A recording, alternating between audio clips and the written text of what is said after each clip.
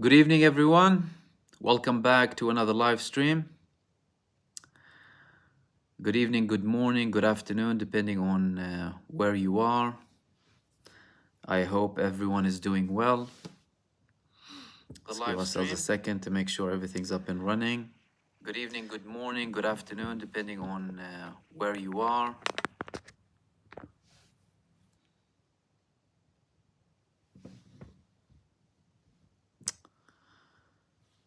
Okay.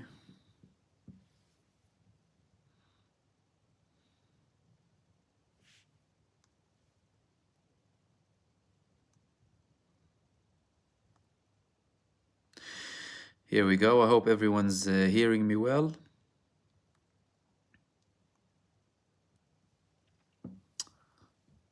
Salam, everyone.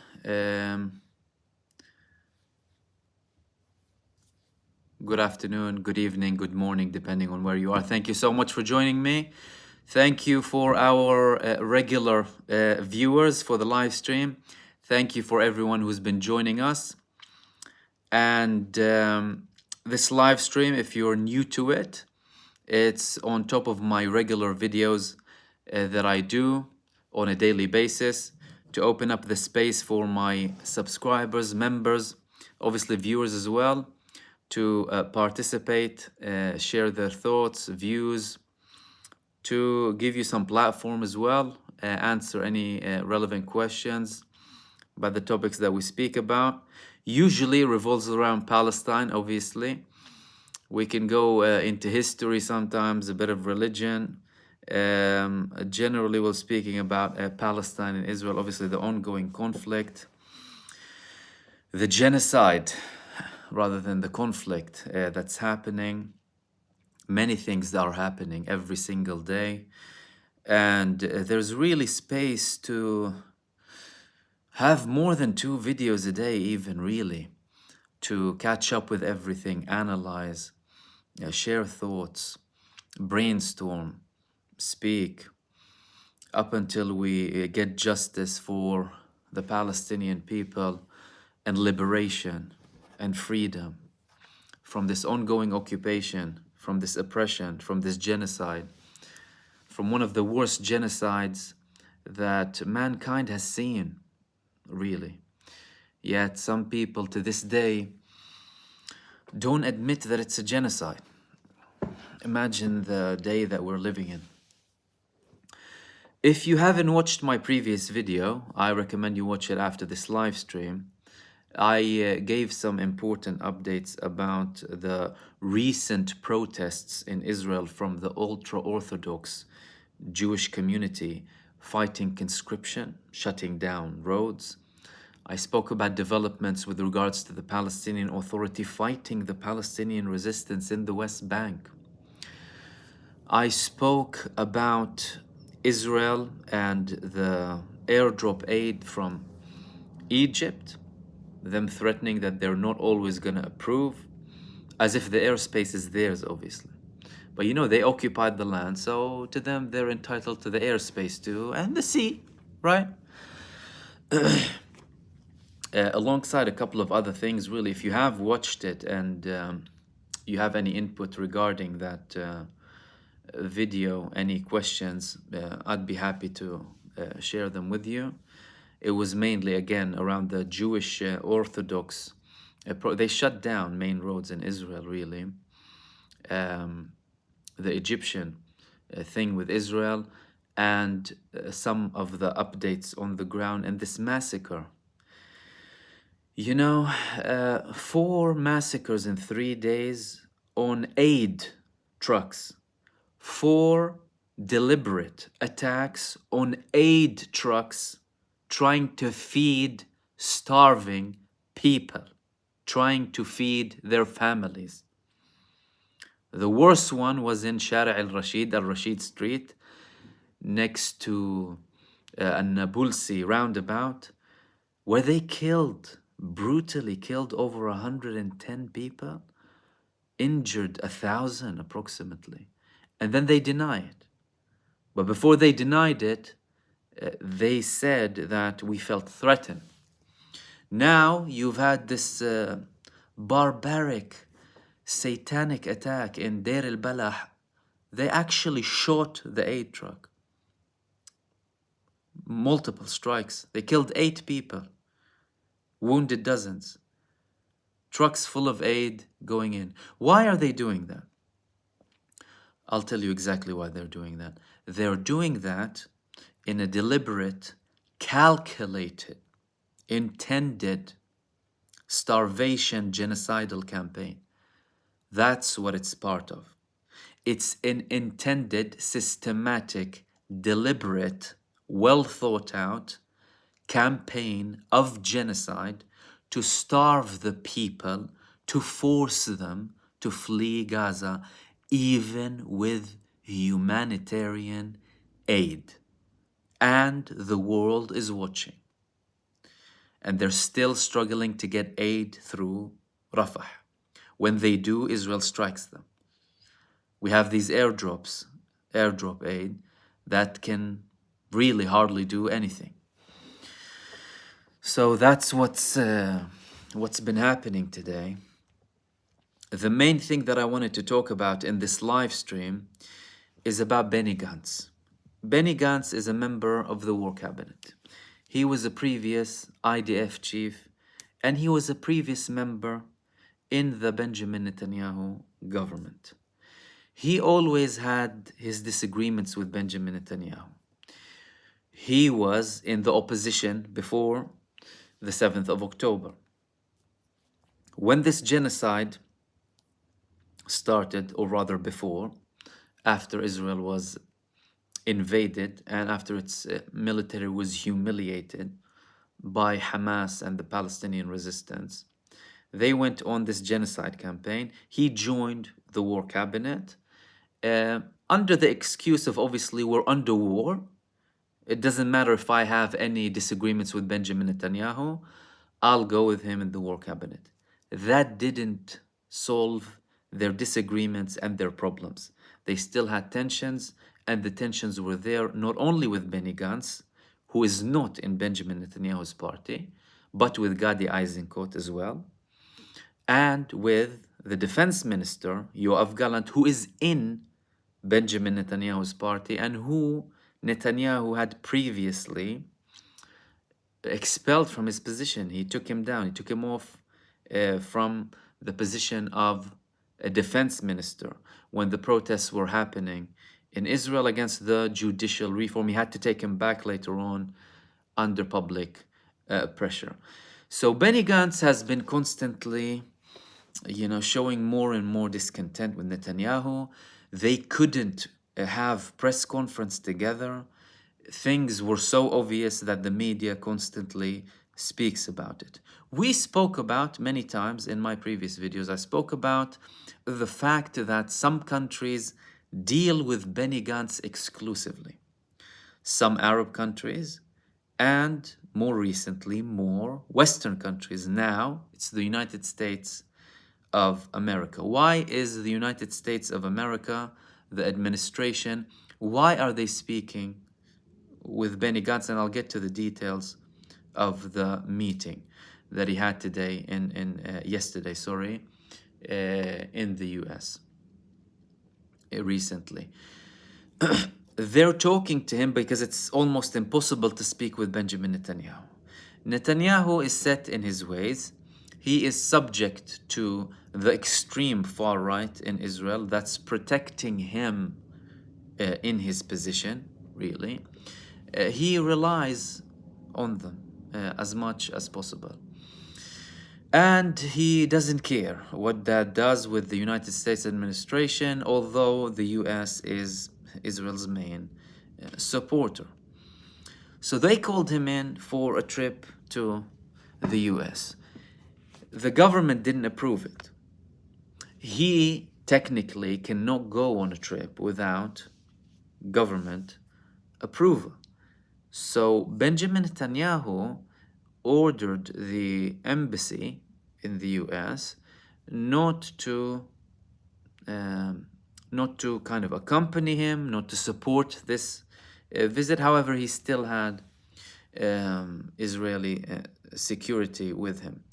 Now, Ynet, which is Yediot Ahronot, an Israeli newspaper, the leading one, most probably, they were the ones that exposed this trip because they tried to keep it secret. Imagine that. And I'll read a couple of things from what they mentioned actually in their report, where they clarified a bit more about it. They said after Ynet exposed the trip, the war cabinet member and chairman of the state camp, Benny Gants, to the USA without the approval of the Prime Minister Benjamin Netanyahu, the winds in the political system are turbulent. Minister Dodi Amsalem, an associate of Netanyahu, was furious this morning, that's today, about Gant's trip to Washington. And he said on a post in Twitter, Mr. Gantz, your entry to the government was to create unity in an emergency, not to be a Trojan horse. Your trip this morning to the United States is in complete violation of the government's regulation, and you are the one who always cries that agreements are violated. The Americans probably see you as the address to lead the process of a Palestinian state and the cessation of fighting in Gaza. To remind you, you entered the emergency government to create a consensus during the war and not to stop the IDF winning the war and creating an opportunity to lead the process of establishing a Palestinian state that will eliminate the state of Israel. Note, this is the tone. This is by Knesset member Nissim Vatori about his trip. So despite that, he obviously went to this trip, and he was also criticized by Minister Gideon Sa'ar. Gideon Sa'ar was a previous a member of the Likud who split from Benjamin Netanyahu after he failed to defeat him for the leadership of the party, saying he said that on IDF radio, I hope and also believe that the trip will benefit the state of Israel. And apparently things are not coordinated in advance, and it's a shame that things weren't coordinated in advance. He also added, I recognize the importance of political travel, the importance. We are at a time where we need to increase our contact with the world, our advocacy in the world, hasbara. I myself was in Berlin about 2 weeks ago, both for policy meetings and for political advocacy. I met senior officials in the German government there. Of course, I coordinated things. That's part of the matter. From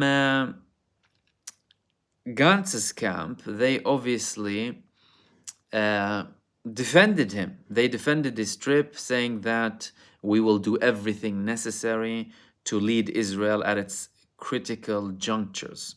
Obviously, Israel is in a very difficult situation. To them, they're doing their best to try and really solve this problem that they have.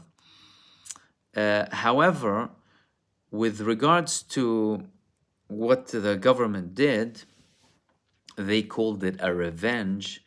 The Prime Minister's office, they provided a rather unusual directive to Israel's ambassador to Washington, Mike Herzog, not to accompany the war cabinet member Gans to his meetings with senior US government officials. Now, he met with Kamala Harris. So, top figures in the US, really. The clear directive to Herzog was, and that's from Netanyahu's office, do not handle the visit. Refuse to handle the visit because the visit was not approved by the government. It will not be financed by the state, but by the budget of Gantz's party. Obviously, they have budgets.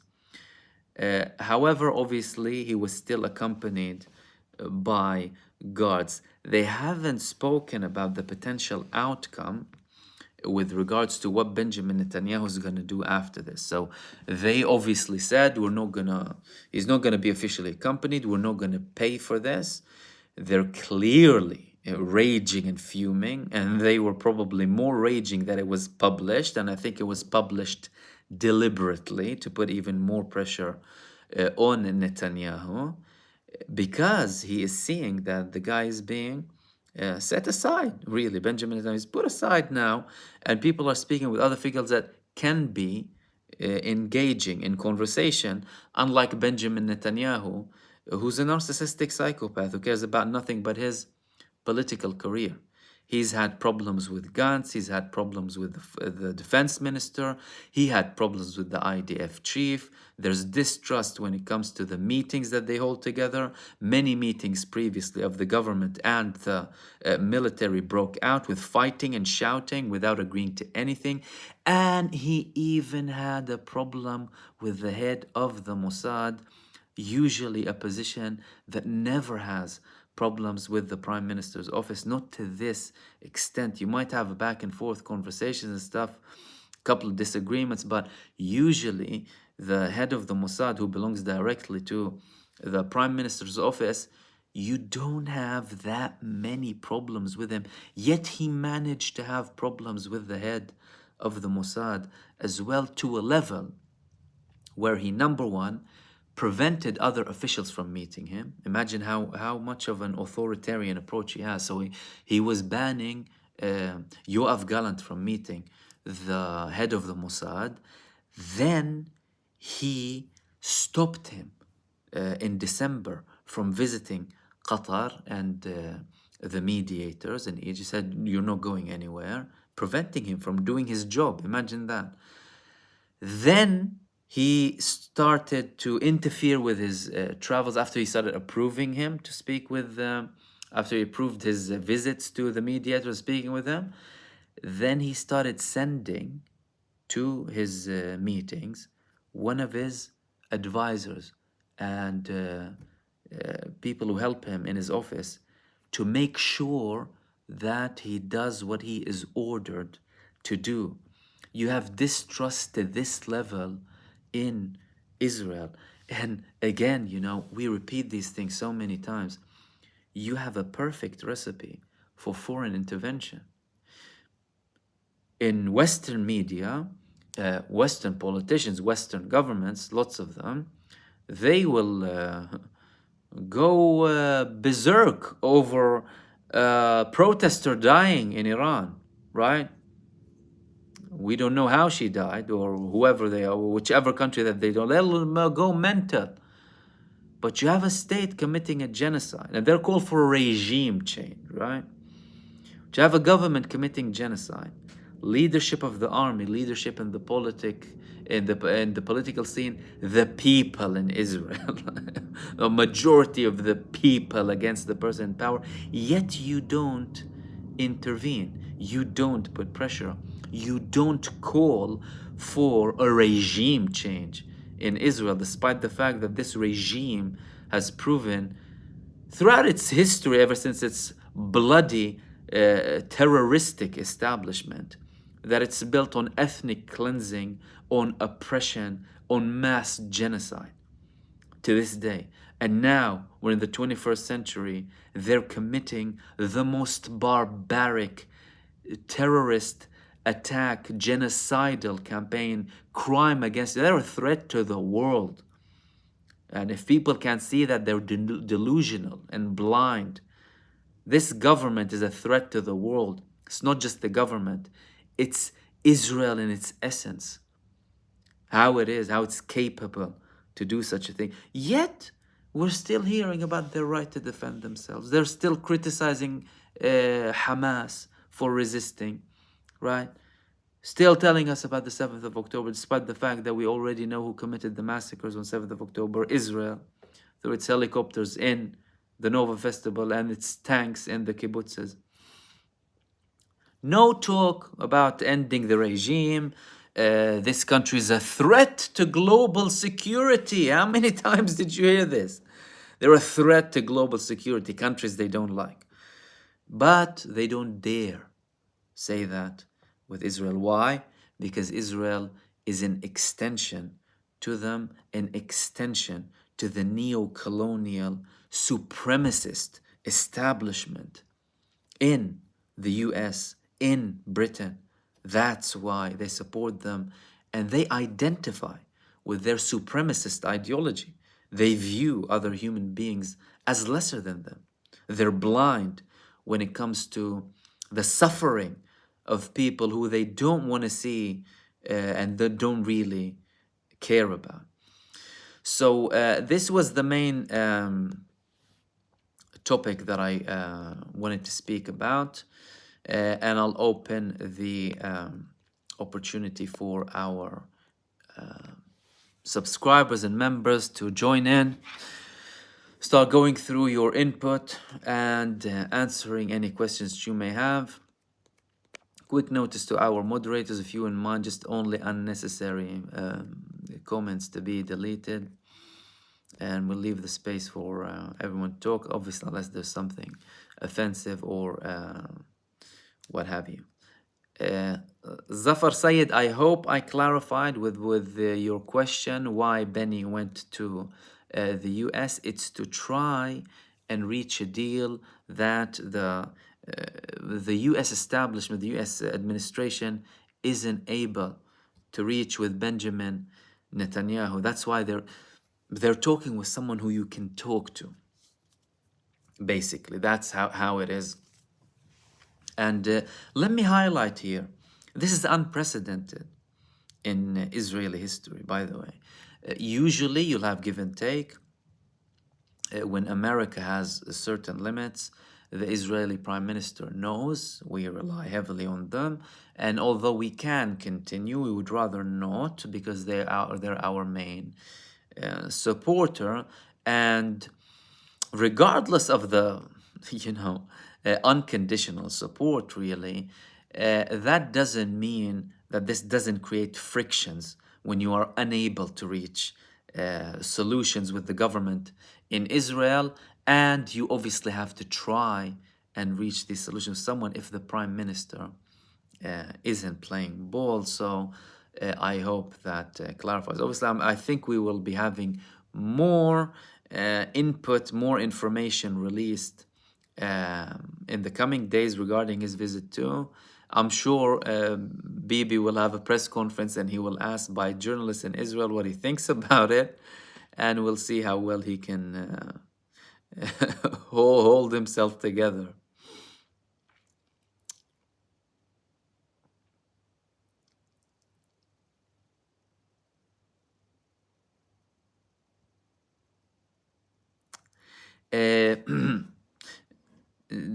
Del Sendero. Question, Mahmoud, what have you heard about U.S. troops fighting in Gaza? It's going around that Aaron Bushnell told some people that sometime before his self-immolation. Yes, that's right. He did say that apparently to one of his friends. I was asked that question, and the information that we knew that came to my attention was in the beginning of the war. Before Israel invaded Gaza, they had an attempt with an elite force in the US. We've heard reports from the resistance in Gaza that on several occasions they witnessed soldiers speaking in foreign languages, and obviously the recent Bushnell confirmation. However, what people need to bear in mind here is that many Israelis are dual national. Like when you see some of their spokespeople, right, of the government, someone speaking in a British accent, someone speaking in an Australian accent, it's because they're not native to this land. They're corrupt criminals from all over the world who immigrated to Palestine and took over, Funny, these countries, Britain, for example, talks about immigration, and the US talks about immigration a lot. Imagine a big group of immigrants coming and taking over your country and implementing their own law and discriminating against you and labeling you as a terrorist for resisting them. Imagine that. And imagine the level of hypocrisy when their allies are a bunch of criminal immigrants that came and terrorized people outside of their homes, expelled 750,000 in 1948, destroyed 500 villages at least, destroyed 1,200 mosques and churches. Then they continued with this ethnic cleansing in 1967, a further 300,000, constantly killing people, right? Just under 100,000 killed, approximately 100,000 if you include all of the conflicts with other Arab nations they killed up until the 6th of October. Yet people start telling you about the 7th of October and disregarding the fact that Israel committed the massacres against their own civilians to obviously cover up the military humiliation. So this is what we heard so far, and it's very important to note the fact that many of them are dual national. So I wouldn't be surprised if they have limited numbers, not something significant, because the Israeli army is suffering. And when you have a nation that's unwilling to fight for itself, no other nation will come and save it like that. The Israelis are not willing to fight. Many of them are growing more and more uncomfortable and vocal against this genocide, and they're desperate, apparently, in official figures, for 7,500 Israeli soldiers to join the IDF, and now they're trying to have this conscription with the ultra-Orthodox Jewish community, and they've shut down Israel today with their protests resisting it. So it's not going to work. And what do they think, that people from other countries are going to come and fight for them when they're fleeing? This war's not going to happen.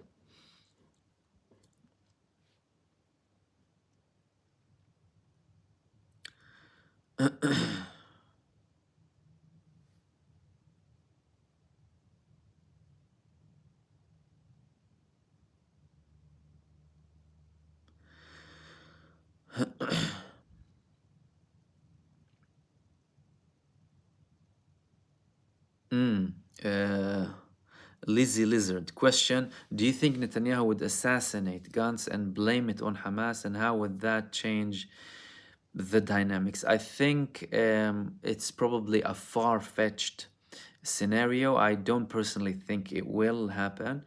If something like that would happen, they would need to cover it up bloody very, very well, but I think it would be very obvious, because Hamas are not very advanced with targeted assassinations.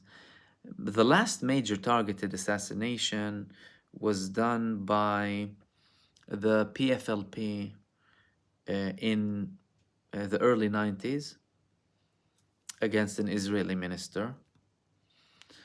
But after that, we didn't have many targeted assassinations of very senior figures in Israeli politics, targeted assassinations. So it would be very difficult to cover that up. And if they would, he would probably have to be, for example, in Gaza or whatever, and then they leak information maybe to Hamas. And then in terms of changing the dynamics, I think if something like that would happen, it would make it worse in Israel, because he is the favorite now. Benny Gantz is leading the polls. If elections happen tomorrow, Benny Gantz is going to win. And by the way, don't think for a second that he's better than Netanyahu. I constantly repeat, what enabled this genocide isn't simply Benjamin Netanyahu and his far right-wing government. It's Israel. It's Israel as a neo-colonial criminal, racist, supremacist entity that's built on ethnic cleansing and terrorism. It's because it as a country is capable and was built on that. So whether it's Netanyahu or someone else, if they intended to do that, they would, whether it's Benny Gantz or anyone else. So let no one be delusional about this man, or any in the opposition, by the way, in Israel.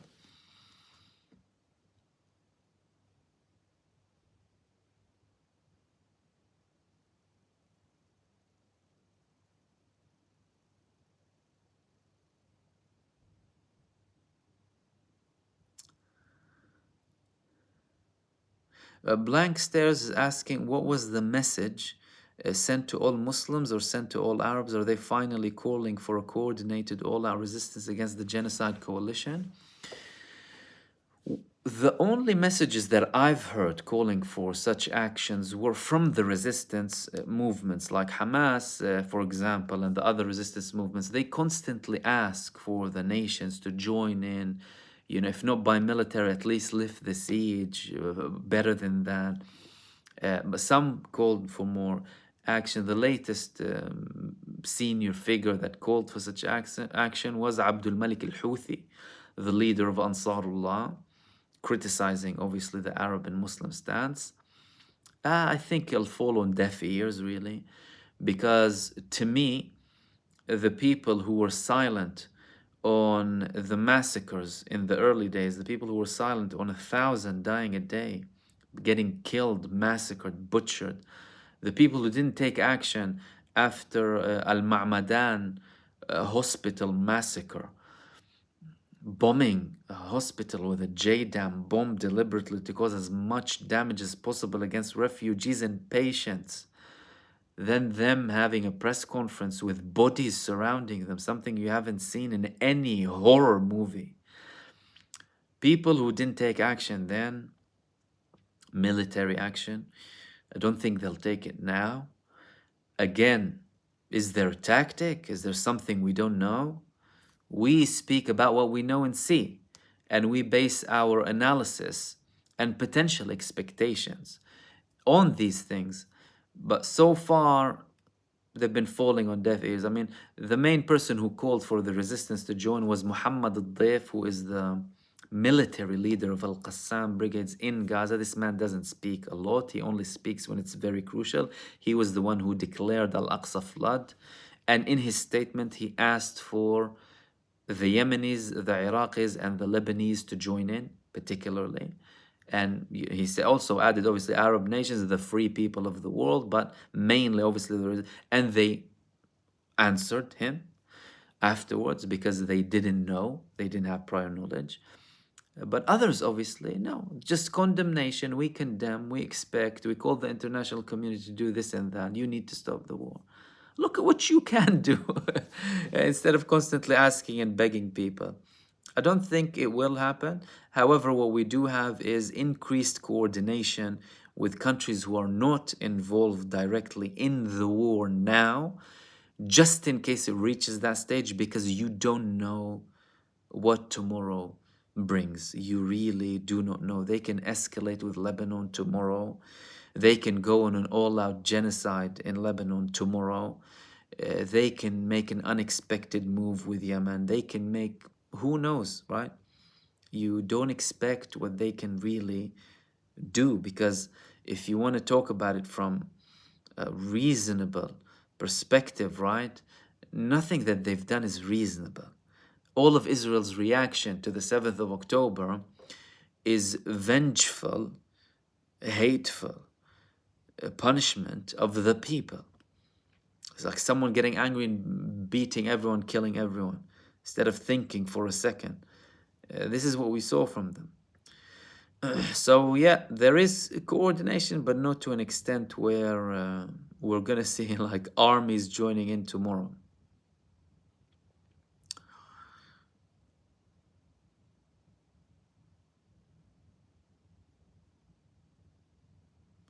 Fadi Awad, do you think this genocide will end due to the turmoil? I assume that is. With the within inside the Israeli government, or the political pressure within the US, or something else. Look, what's stopping Israel from achieving its objectives in Gaza now is, number one, the Palestinian resistance in Gaza, then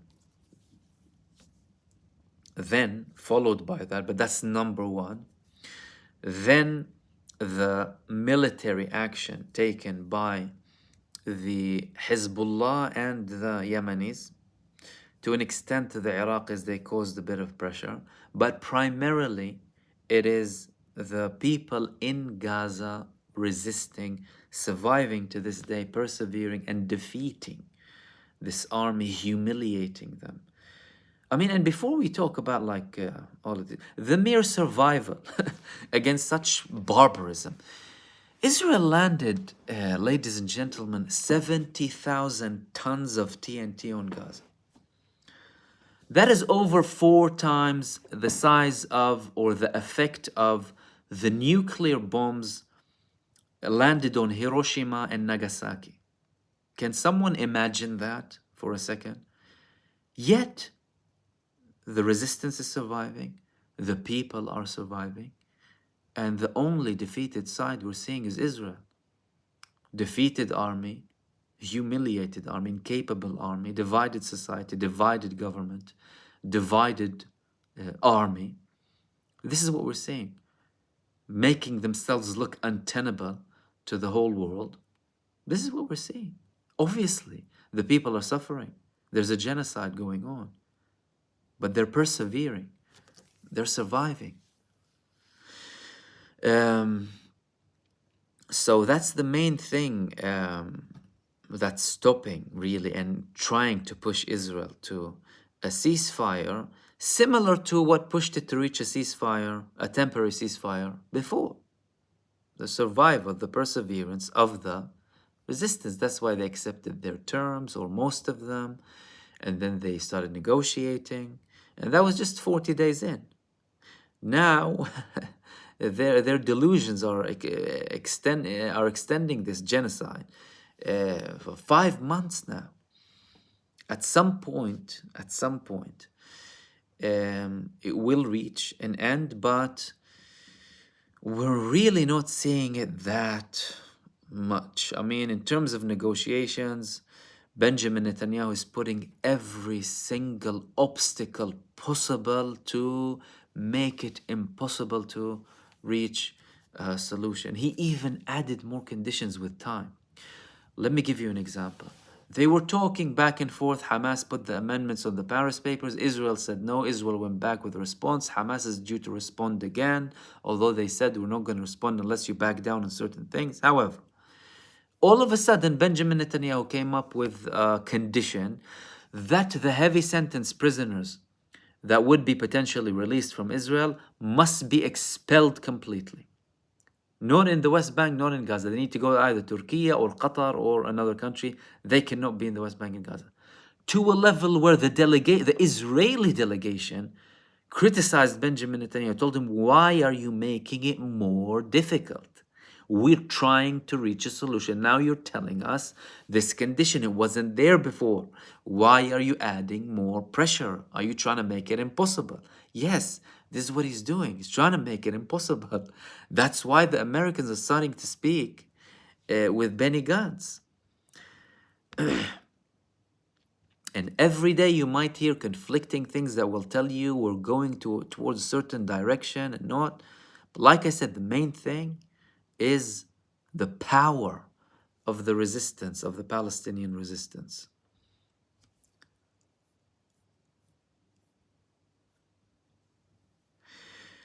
Grass Monster 3, is it correct that Saudi Arabia has refused to grant coalition countries permission to use its airspace for attacks in Yemen? Well, they haven't. So clearly there's no approval. And don't forget that Saudi Arabia already had a reconciliation with Iran brokered by China earlier in 2023, and it included Ansarullah, it included Yemen. So they reached a reconciliation with them, they reached an agreement with them, and they don't want to hinder it now. Like if the US is asking them, or Britain asking them to do that, they're clearly trying to hinder their relationship with Iran. They don't want to see Saudi Arabia and Iran getting closer. It was a historical moment back then. Not many people spoke about it.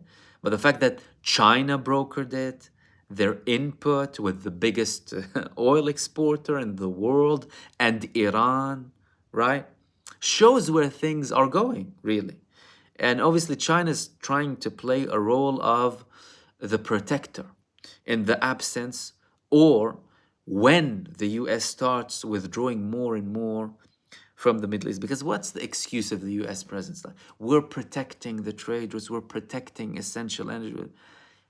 You're protecting your little colonial state. That's the only thing that you're doing.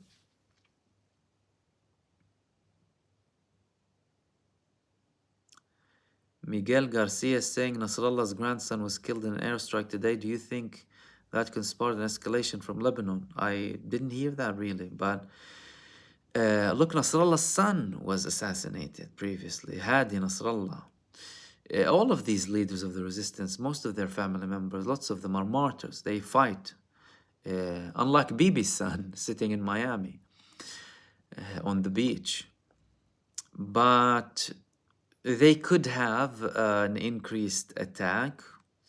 Look, we haven't seen a very big attack from Hezbollah after the massacres in Nabatiyah. They did target the Northern Air Command in Jabal al-Jarmaq or Mount Miron. And they also attacked a base in Safad, but nothing else. If this is the case, and I am obviously unable to verify because I haven't really seen that yet, but it could lead to calculated big retaliation, not necessarily to break all of the situation that will lead to an all-out war, but then again, you don't know what Israel can consider as crossing the line or not crossing the line, and they are prepared for they say they're prepared, right? They're incapable. They say they're prepared for an all-out war in Lebanon. They have Division 36 there, the biggest division. The defense minister, Yoav Gallant, already said that we're not bound by a ceasefire with Gaza with regards to Lebanon. Lebanon is a separate issue, and we will deal with them accordingly, whether or not we have a ceasefire. So it's important for you to know that. However, we will obviously see depending on the level of retaliation. But again, similarly to anything can happen with Lebanon. And obviously Hezbollah is ready too. By Lizzie Lizard question. No, we got that. Okay. And DA saying, I've heard that the EU has reinstated UNRWA funding. Is this true? I haven't heard a confirmation yet that the main donors reinstated it. If they do, they would be a U-turn, obviously, and Netanyahu would be really, really upset about it. I haven't seen that yet, but with regards, the US is a main contributor, really one of the big contributors. So. And so far, they've been playing ball with Israel. So we can't verify really unless we start to see actions from them. You know, they've been talking about stopping the genocide. They've been talking about aid. They've been talking about the siege and civilians dying and stuff now. But it's all words really. So we need to see actions to verify everything.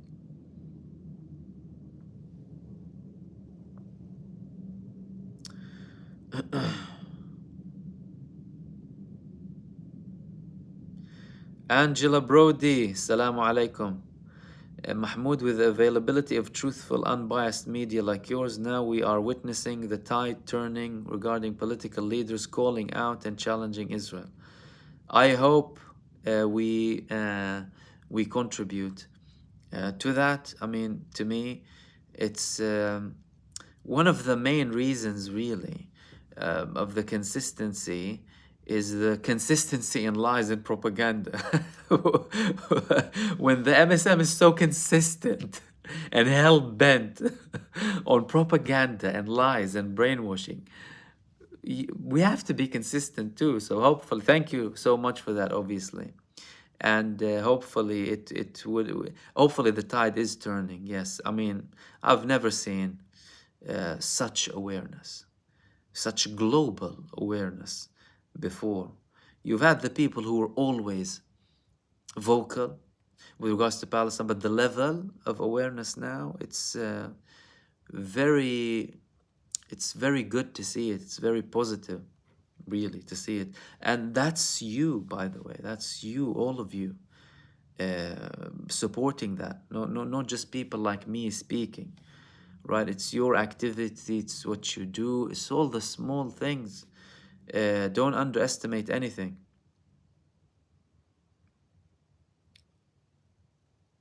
Ari Magoo saying, "Hi Mahmoud, I'm looking for a reliable documentary on YouTube or elsewhere on the Lebanese civil wars in the 70s through the 80s. Any references will be appreciated." I haven't seen documentaries in English about the civil war in Lebanon. We have many, many sources in Arabic. There have been many documentaries surrounding this era. I think basic reading research will probably do you a little bit better if you're doing it in English, or if you were to find something somehow in Arabic, obviously, and auto translate, that would be good. Keep checking though in YouTube, and obviously Google it as well, because there's a lot of information from diversified sources about the in English, obviously, but written, not videos. And obviously, if you're still finding it difficult, drop me an email. I might be able to help you with something.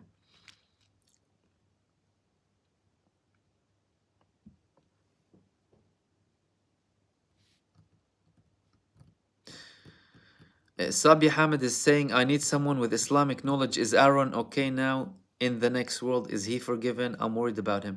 Well, look, I mean, everything is in Allah's knowledge, whatever what happens. Some people can be deemed as very good and pious and great and amazing, and we don't know what their intentions are.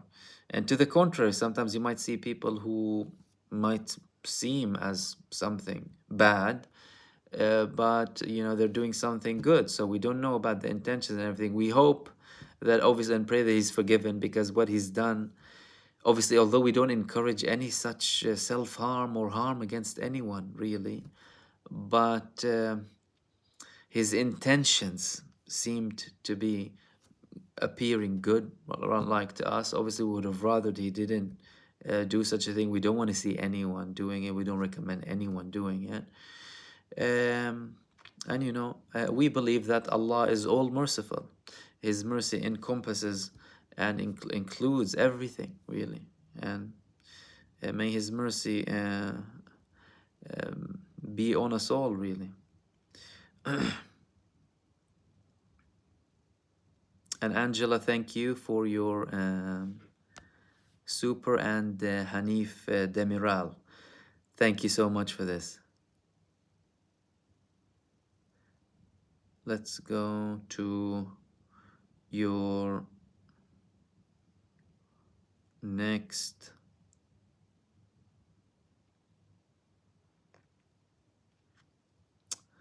question, comment here.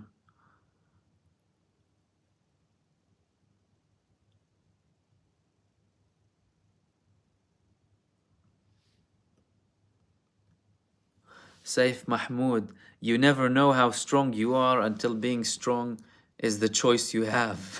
Yeah. And sometimes you're faced with hardships to become something else that you wouldn't have become. That's why hardships are good. Seek hardships.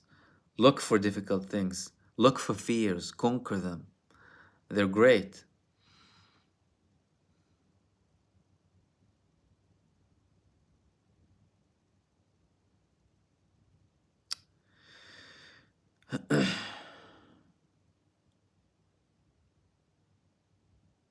Okay. Ibrahim Abu Bakr, is Turkey belonging to Europe or Middle East? Well, part of it is Asia, part of it is Europe, and it's particularly Istanbul. So the majority of Turkey is belonging to Asia. Istanbul, you have the European Istanbul and the Asian Istanbul. So it's technically belonging to both.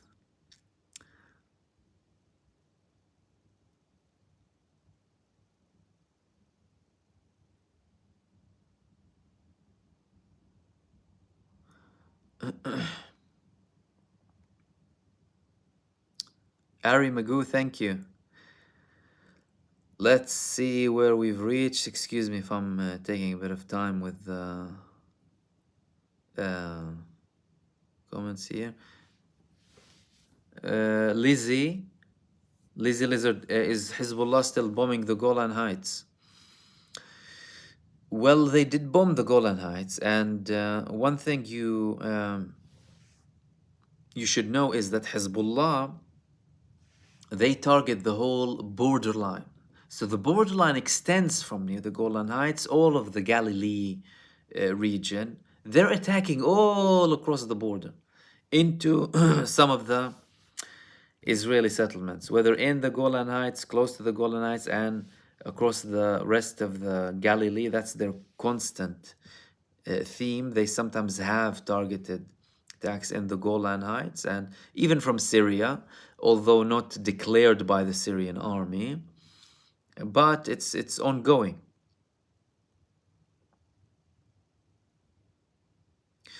Amir D. Wood, Assalamu alaikum Mahmoud wa alaikum assalam. Do you have any news on the discussions in Moscow? Haven't found anything actual about it. Apart from what we spoke about recently, they haven't published anything about it yet. Clearly, the Russians, as they declared from the beginning, they're keeping them closed conversations. We've just heard, obviously, some statements from people affiliated with the matter and who have knowledge and who have people who they have there. But we haven't had a lot of elaboration, and I'm not sure that if it's a tactic being used to try and make it work, because everything that was public so far failed when it comes to reconciliation between the Palestinian political movements, and you're talking about probably the most sensitive time after 1948 and 1947 in Palestinian history and Israeli history, really. So they're probably trying their best to keep it closed up until they reach something substantial. And don't forget, the complication with it is it's dependent on the outcome on the ground as well. And it's dependent on other countries. So they're probably trying to keep it on low as much as possible, but I'm monitoring it. I, like yourself, haven't had further information about it, but you will definitely hear me speaking about it as soon as something pops up.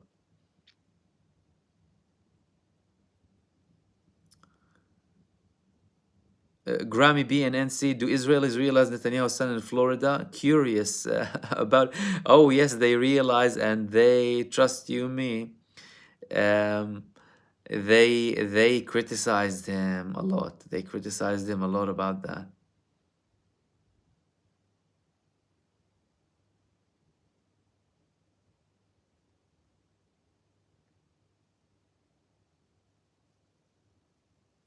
S. Linsky, will Hamas stay firm on a ceasefire? I think they are. Look, Hamas have an option.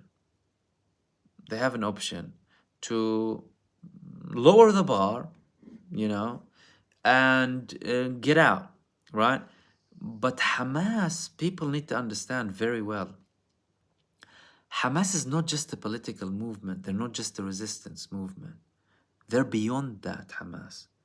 Hamas, to them, they would rather be eliminated, that's their ideology, than give up core Palestinian rights.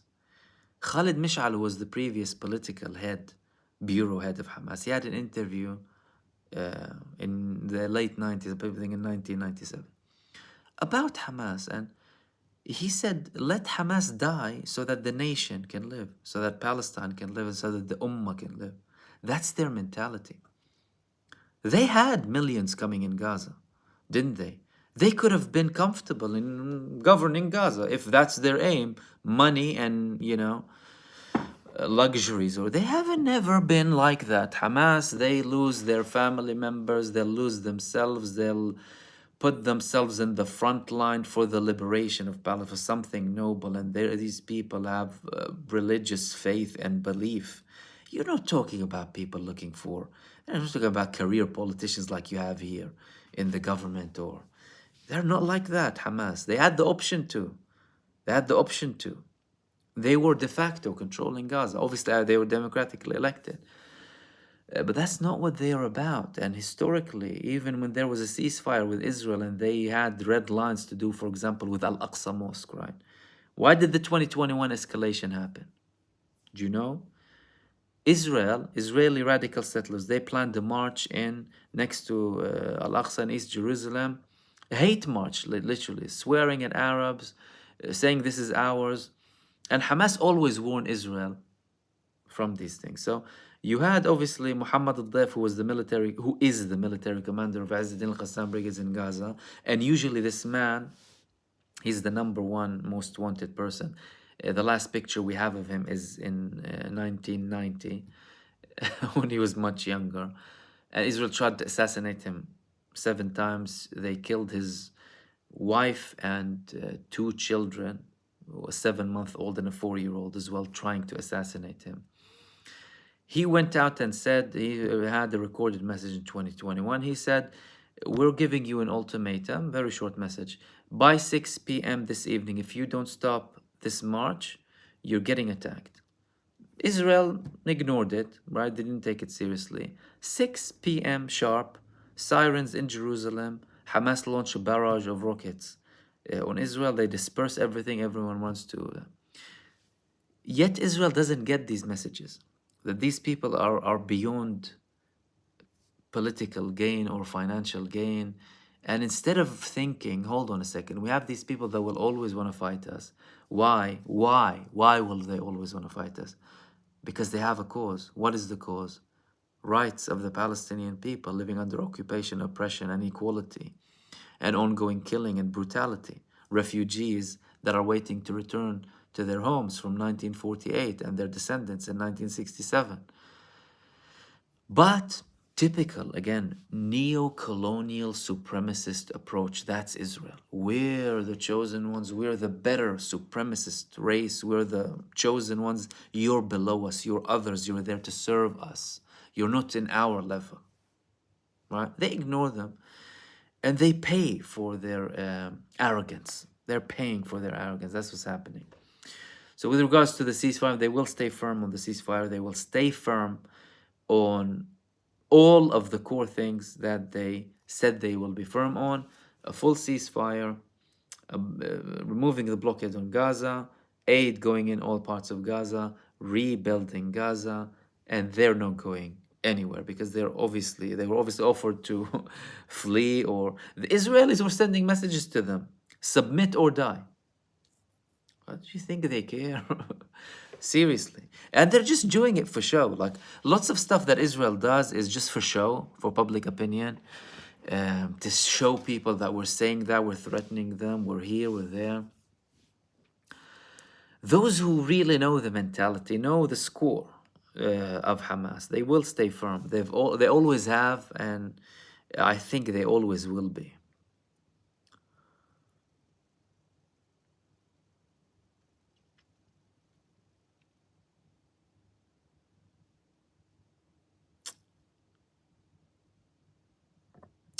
Douglas Boone, what is the status of the PLO after the passing of Arafat and now?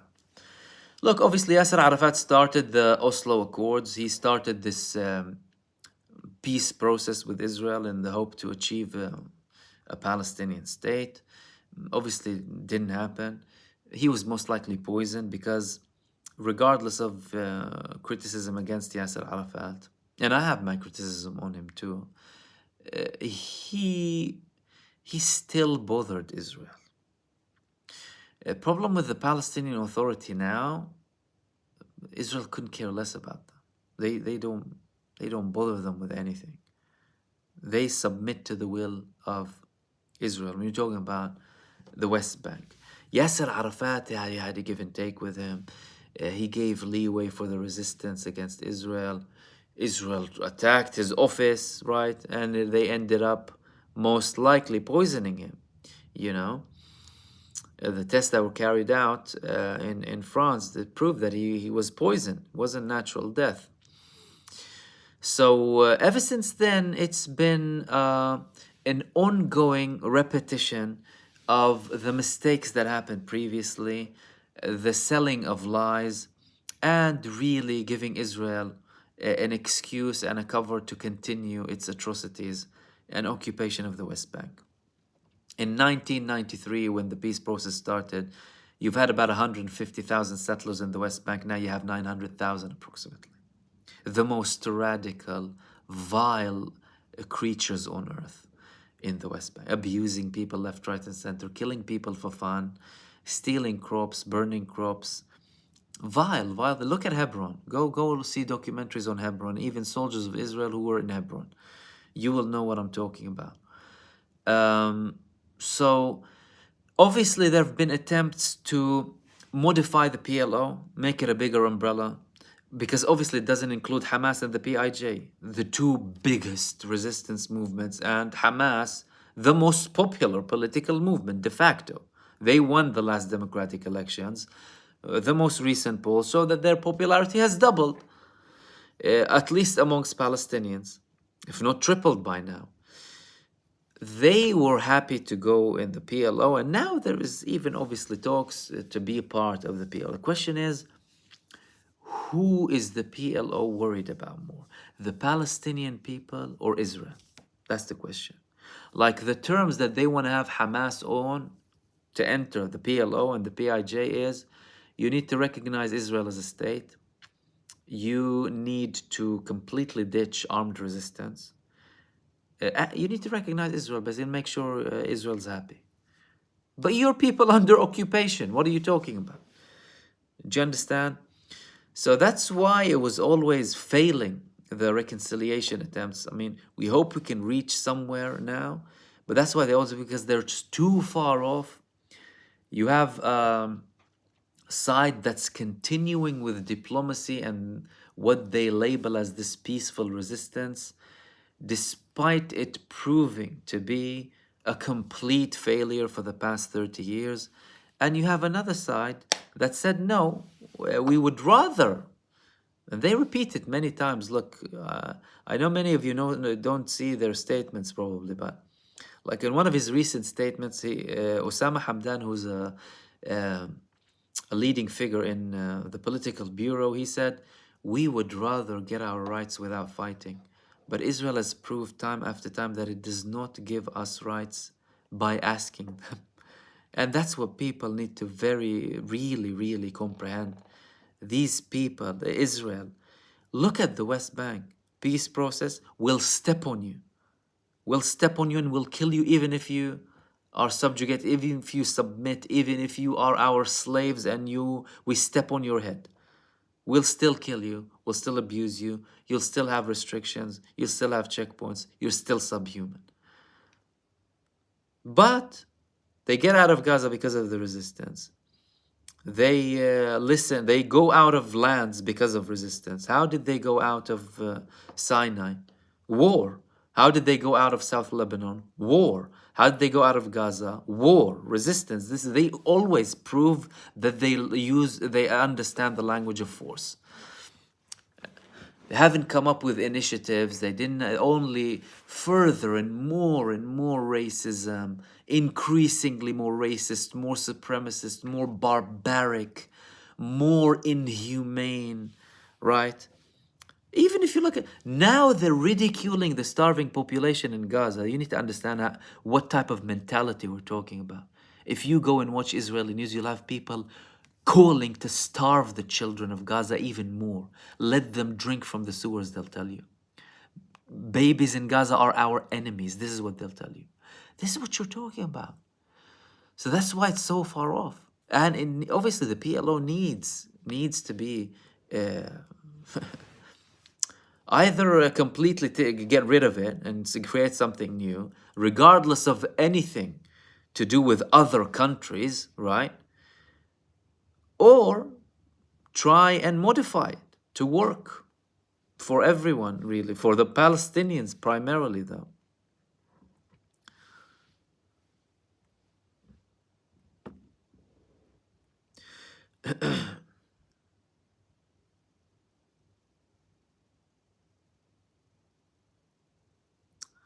Let's go to the next one. Excuse me if I'm taking a bit of time to go there. Stephen Hayes, thank you. You're sending me a recipe. That looks like a breakfast recipe.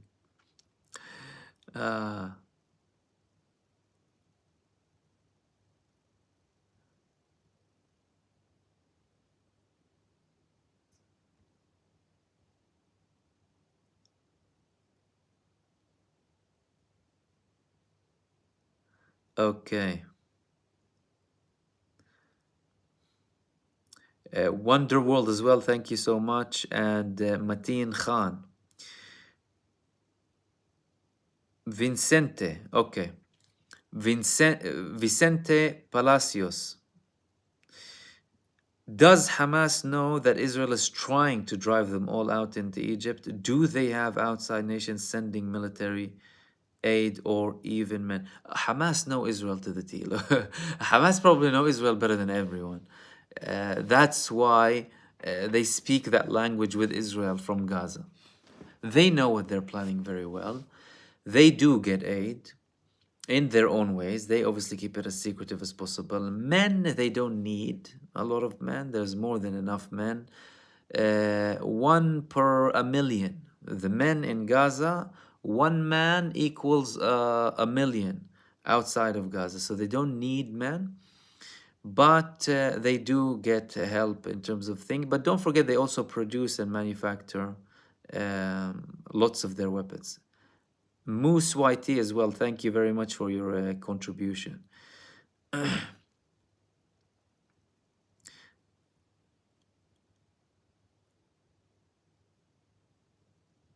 Okay.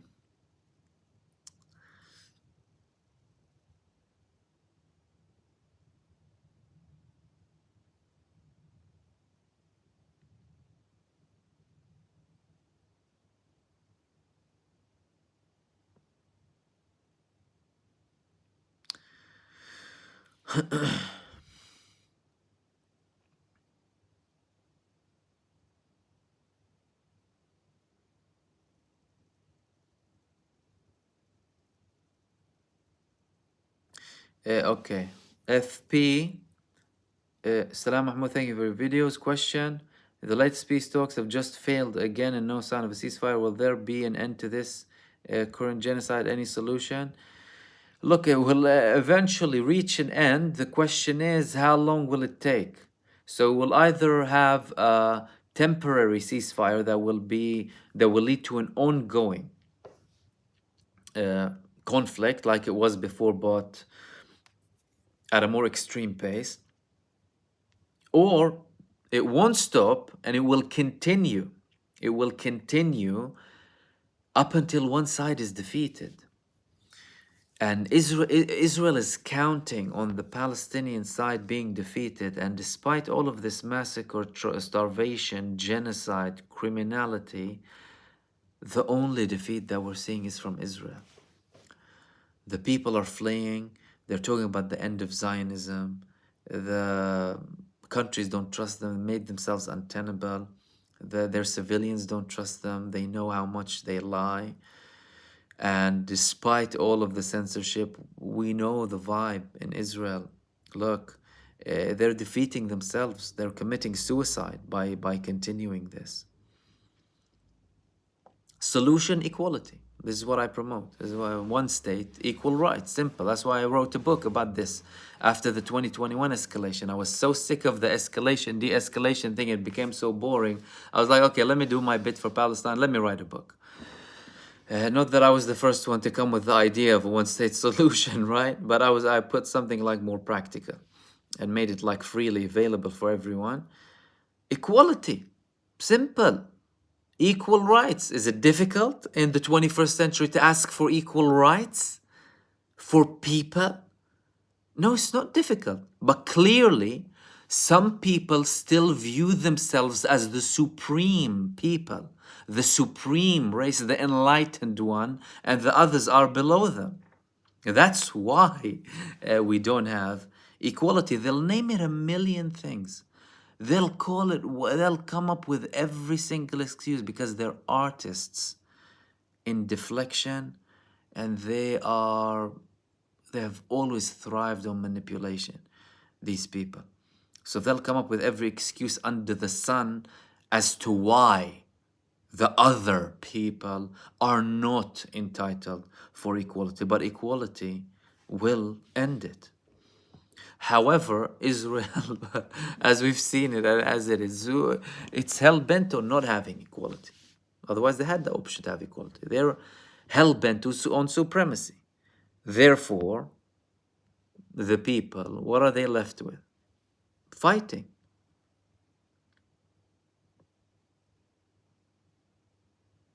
Delarius Midos, please provide your opinion on who are the Semites and the Ironic projection of anti-Semitism on those who support the Palestinian people. Interesting. I spoke about it very many times. I'll repeat very briefly. Semitism can refer to two things: Sham or Sam, one of the sons of Noah, and the Levant, Ash-Sham, Ard al-Sham in Arabic, which is all of Palestine, parts of Lebanon, parts of Syria, some parts of Western Jordan, some also include parts of northeastern Egypt. That's Ard al-Sham. The term anti-Semitism started being used in the early 20th century more frequently, concurrently with the establishment of Zionism to describe racism against the Jewish people. It is deliberately used to support the Zionist notion of Jewish people are an ethnicity. I refuse the term anti-Semitism altogether. Because if you want to say anti-Semitism, so you're anti-me. I'm a Semite, I'm Palestinian. My great-grandparents, I'll go back 6, 7 generations of names. I'll give you my full name if you want, 6, 7, right? Yet you have people who came from Europe, changed their name once or twice, in the late 40s, 50s, telling me that they're descendants of Abraham or what have you, all of this nonsense. So the term of hatred against Jewish people should be anti-Judaism, similar to anti-Islam or anti-Christianity, right? But Zionism put this term here and the colonial powers behind it to relate Jews to a land, which is something very dangerous, and label the criticism of that land as racism. So you can't criticize the country. Why? Because it's anti-Semitic to criticize them. It's as if you're calling me anti-Muslim if I criticize Saudi Arabia, right? Obviously, it's weaponized as well. It's used there deliberately to scare people, to let people shut up, right? And that's why it's put in the IHRA definition, which is a Zionist organization, by the way. 7 out of 14 of the IHRA definitions of anti-Semitism include Israel, and they want the world to embrace it. So if we speak anything about Israel, you are anti-Semite. Couldn't be further away from the truth. Many Jewish people despise this, by the way. Look at Orthodox Jews. Many people in the US, many Jewish movements, they despise this definition of anti-Semitism that relates to Israel as a country. And now, what are they trying to do? And you'll hear people here in the UK speaking in Parliament and other countries. Zionism, criticizing Zionism, is a cover-up to criticizing Jewish people. Imagine that. Criticizing a political ideology, not a political ideology, a terrorist, supremacist ideology, a violent, aggressive, racist to the T, supremacist ideology. Criticizing it is anti-Semitic. Why? To shut you up. That's why they want you to shut up, basically. That's why they use the term anti-Semitism. Shut up. You're racist. Why? Because I'm criticizing a genocide. So it's obviously flawed, as in the term itself, weaponized, misused, and wrongfully used. Are they Semites, these people? These Zionists who came from Europe? With all due respect to all nations, obviously. We're not talking about like, I respect all men are equal, all people are equality, right? We're human beings, right? Are they Semites? Of course they're not. If there are any Jewish Semites, they would probably be the Samaritans who have been living there in the West Bank with their Palestinian neighbors for thousands of years, who have the most ancient versions of the Torah, and who believe that Mount Temple is in Grizim, Har Grizim, in the West Bank, supported by archaeological evidence. But not people coming from all sorts of countries with no relation to the country telling me I'm a Semite. if we want to take it from the term Semitism, Asham, we're the Semites. So if anyone is anti-Semitic, he's anti-me, for example, is anti-Arab living in Palestine or Syria or Lebanon. That's anti-Semitism, not let alone criticizing a state. Do you know what I mean? But again, it's one of those tools to psychologically control you, manipulate you, instill fear of you in you, to stop you from criticizing. And you can listen. That's the thing here. You can do whatever you want to say something. They'll still find something on you. So that's why I couldn't care less what they think. Everything is flawed when it comes to this, when it comes to the term. Yet they still do their best to try and get it, go ahead with it and scare people off.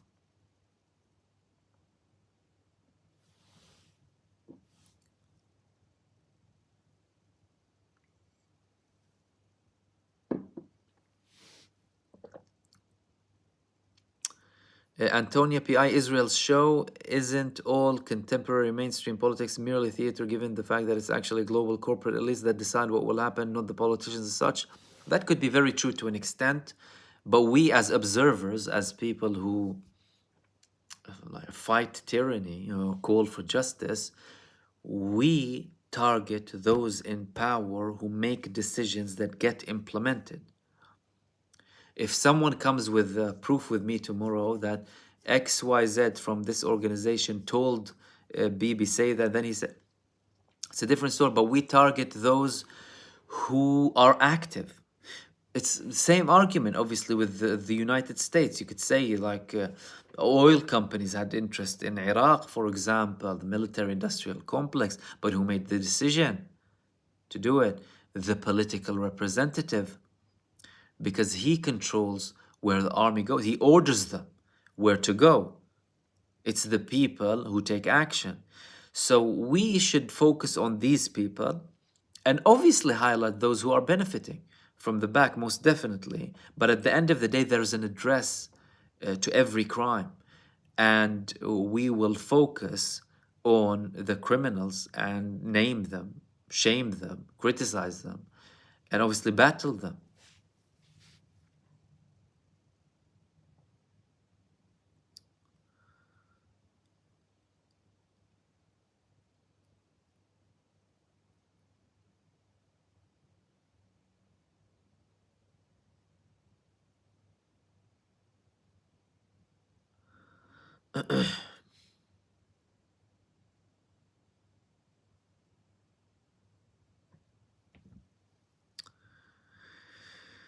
Jihad Elaidi, thank you so much. Ah, okay.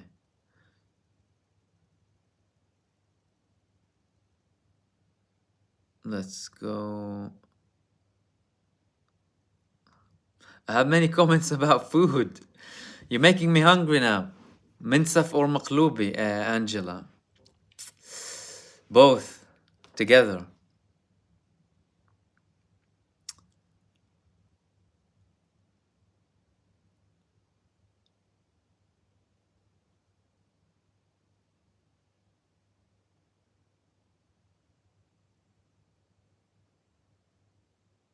Verily, thank you. You said, are you aware of Daesh in the north of Israel? They killed SHN brother-in-law and his grandson. Israel is recruiting ISIS. They give Hezbollah a hard time because they got involved in Syria. Pathetic. Look, ISIS is an organization formed from Western intelligence. Who is Abu Bakr al-Baghdadi? Firstly, his name is not Abu Bakr al-Baghdadi. They maliciously named him that as a reference to the noble caliph, right? Khalifa of the Muslims. They obviously bad name Islam, right? It's all calculated, deliberate, with this Islamophobic wave that we've had post 9/11. But who is he? He was he was a prisoner in US prisons in Iraq with a special status. Apparently he was very dangerous, but he had a special status and he was released. Hey presto, man forms this ISIS, right? Takes over the Middle East. Because they ended with the comedy of Al Qaeda, right? And the movies and the Hollywood films about Bin Laden, right? That they had to come up with something new. And Israel loves these groups. So they're full of intel community, these groups, and it's very, very evident, really.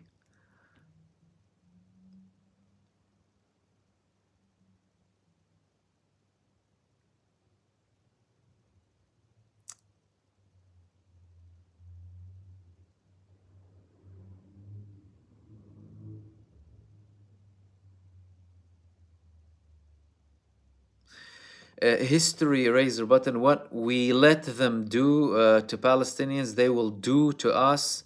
If you will not stand up for Palestine, then stand up for yourself. To be honest with you, I said that very long time ago after this. There's something very, very similar. Why? Because when you justify an act, you're not justifying it only against certain people. You're justifying the act itself. That's why Israel lost the battle, lost the dialogue. They lost everything intellectually, the whole debate from the beginning. You're telling me people came and massacred you, despite the flaws in the narrative, right? Because Israel massacred the civilians.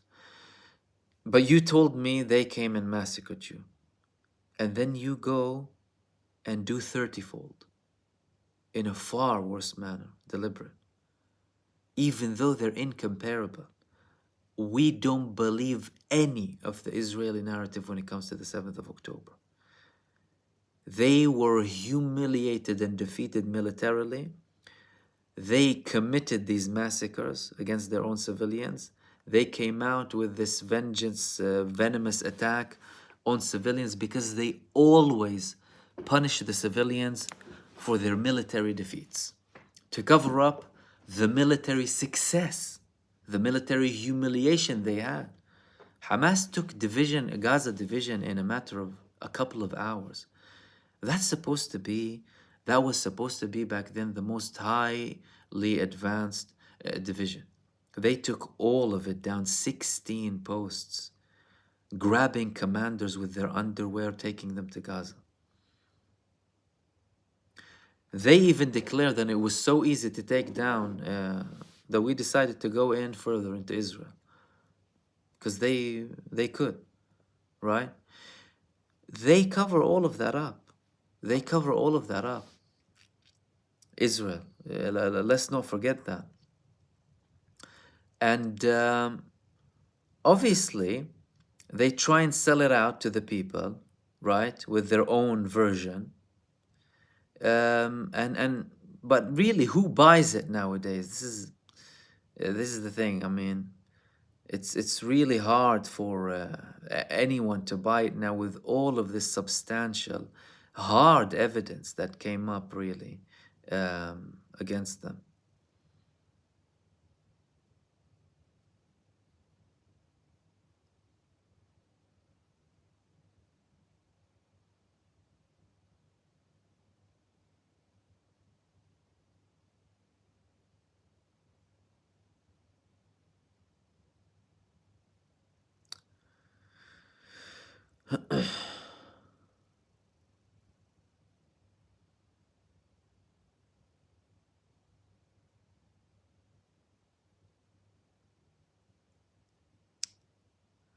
Okay, let's take the last couple of questions.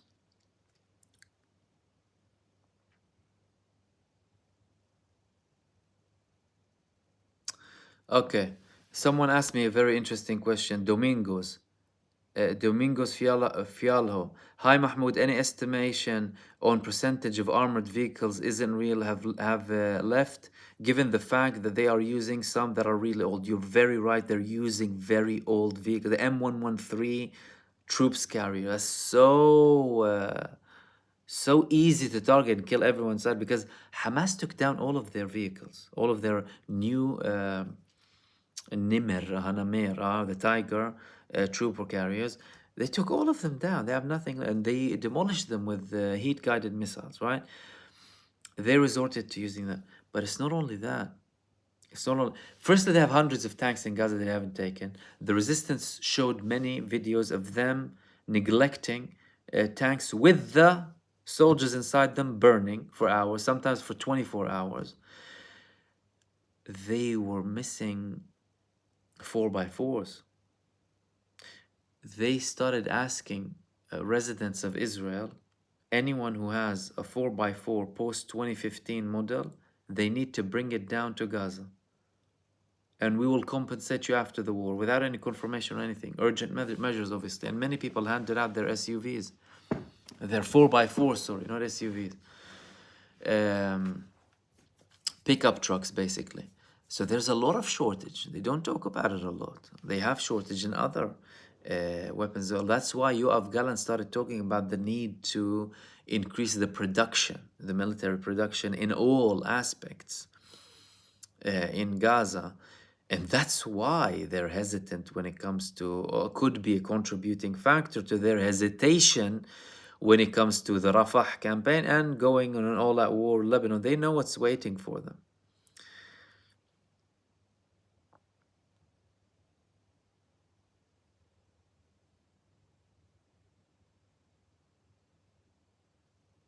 Madani Butaba, Salam Mahmoud, what does the airdropping of aid tell us about the foreseeable future, inshallah, also? The military death toll on both sides, thank you. I'll begin with the military death toll. We can't confirm, really. We can have estimates. The estimates in Israel, I'd say Israel, based on the level of confirmed disabled people, like they said 30,000, but they're hiding the actual level of other people who were injured, other soldiers. I'd say 20,000 at least Israelis were killed, if you ask me. Again, don't take that as something, but that's my estimate. Probably over 10,000 resistance fighters in Gaza, probably. But again, that's my estimation. Hamas haven't released any figures yet. Again, I could be wrong with regards to both of them. That's my estimation. With regards to the airdropping, it's the shameful world we're living in, really. If you know that you need to drop aid on a civilian population, you are confirming that there's suffering, that there's genocide, there's starvation. But you have an address to the criminal. So go to the criminal and force him to take action to stop it. Punish him. Instead of that, they're dropping aid to the sea for poor people swimming in the cold, trying to get aid, and then have basic food, really. Jihad al-Aidi isn't Fatah involved with resistance through the Shuhada al-Aqsa. They've gone away from them now. The PLO, they don't like Kataib Shuhada al-Aqsa because they're still armed and they still fight. That's why they send them criticism and warning. That's why they sent the Palestinian Authority in the West Bank alongside Hamas and the PIJ messages to stop attacking the resistance in the West Bank. But obviously the Palestinian Authority, they have their strategic relationship with Israel.